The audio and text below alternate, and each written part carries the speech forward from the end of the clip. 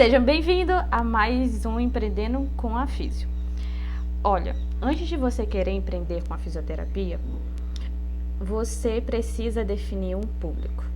Um público, ele pode ser ou para outros físios ou para paciente direto. Se você não decidir isso, você vai criar conteúdo à toa. Imagina que o seu público final são os pacientes. E aí, quando você cria conteúdo, você vai falar palavras como esternocleidomastóide. Ou você vai falar bíceps e tríceps. Ou você pode até falar hallux. Pra gente é fácil compreender que esses são nomes de músculos.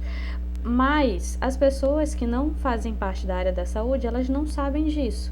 Então, elas vão ficar um pouco perdidas e até te perguntar: o que é? Essa é a pergunta que eu ouvi muito. Então, saiba definir o seu público antes de criar conteúdo. Claro, se você for fazer vendas para outros fisioterapeutas, você precisa desse posicionamento, falando, mesclando conteúdos fáceis de ser repassados, passando a autoridade, mas não deixando a parte científica. Sempre traga termos científicos. Público, paciente final, pode fazer isso? Pode. É legal? É. Mas tenta trazer falando mais legalmente possível. O que seria isso? De forma fácil, prático, que uma criança de 7, 8 anos compreenda.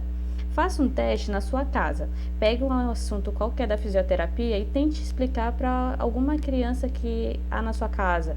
Um filho, um primo, um sobrinho, o filho de um amigo.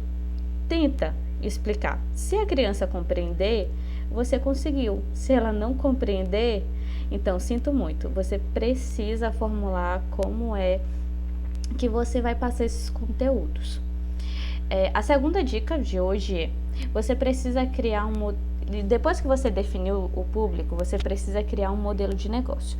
Nada mais é do que algo repetitivo que você vai fazer sempre e que você possa escalar. Quanto mais definido, quanto mais escrito assim no papel, organizadinho, tudo muito bem, o que fazer, o que não fazer, mais você vai ter resultado em menos tempo. E tempo é algo que a gente não pode perder, porque o tempo ele não volta. Exemplos, tá? Eu criei um modelo recentemente de negócios que é o Val Pilates, que é o Pilates Solo. O Pilates, ele já existe, foi criado pelo Joseph Pilates. Vixe, a língua parece que tá prendendo. Outra coisa, o Val Pilates é uma modalidade que surgiu, ficou muito em alta no TikTok. Ele faz referência do Pilates na parede, mesclando um pouquinho do Pilates solo.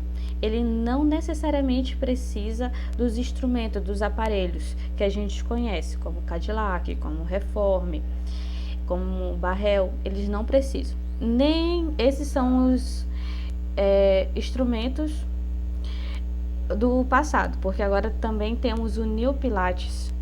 Não sei se é uma marca esse tal de New, mas tem uns aparelhos novos que surgiram e aí mescla muito ambos os aparelhos ou são acrescentados outros. Também são acrescentados, por exemplo, modalidades como Pilates aéreo. Deixando de lado e voltando à explicação do Val Pilates, o meu nome é Valdenira com W. Já estava em alta o Val Pilates, só que o Val é W-A-L-L. O que eu fiz? Eu já usei um marketing que já existia. Usando o marketing que já existia, eu mesclei com o meu nome, porque aí nas buscas ficaria mais fácil me achar. Tanto Google, Instagram, quanto demais plataformas oficiais de mídias, tá? Oficiais de mídia. E aí, com base nisso, eu fui criando aí o meu modelo de negócio. O que consiste o meu modelo?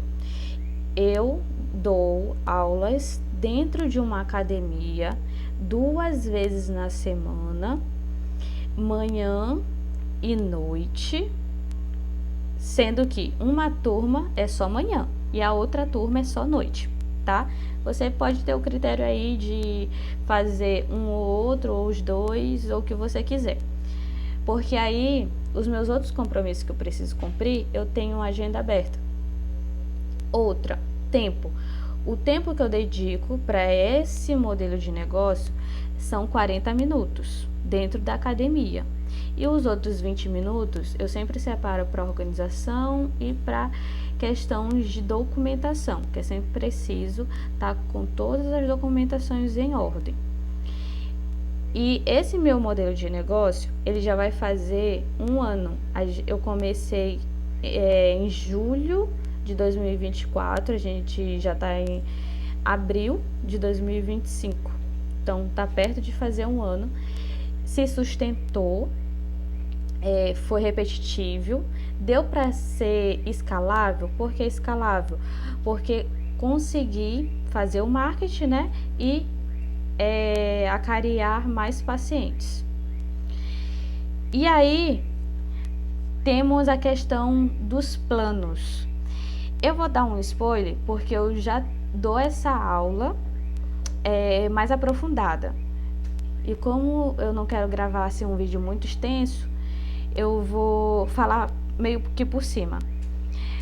Os passos, geralmente, que você precisa seguir são: para você trabalhar dentro da academia, mapear todas as academias da região onde você mora, quais são as que são próximas de você, documentação, e aí entra algumas que você precisa cumprir, tanto de imposto quanto para o CREFITO, dependendo do seu CREFITO. O meu é o CREFITO 16 e eu respondo a ele, é aqui do Maranhão.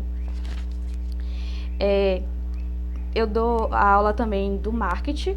O marketing você precisa saber, não o marketing que você precisa pagar, mas existe um marketing que é totalmente gratuito. É o boca a boca, mas virtual. Tem um público que foi a primeira dica desse vídeo. Saiba como tratar seu público. 6. Você precisa ter ficha de presença, avaliação e evolução. Eu passo um pouco falando mais aprofundado sobre aula experimental, formas de pagamento. 9. Pilates como porta de entrada para outros serviços. E dou alguns bônus especiais. Gente, esse foi o vídeo de hoje. Se você ficou interessado por essas últimas 10 dicas, os 10 passo a passo para trabalhar dentro de uma academia, eu vou deixar um link da aula, tá bom? Porque o vídeo aqui já ficou muito longo e eu realmente não queria que passasse de 5 minutos. Tchau e até a próxima!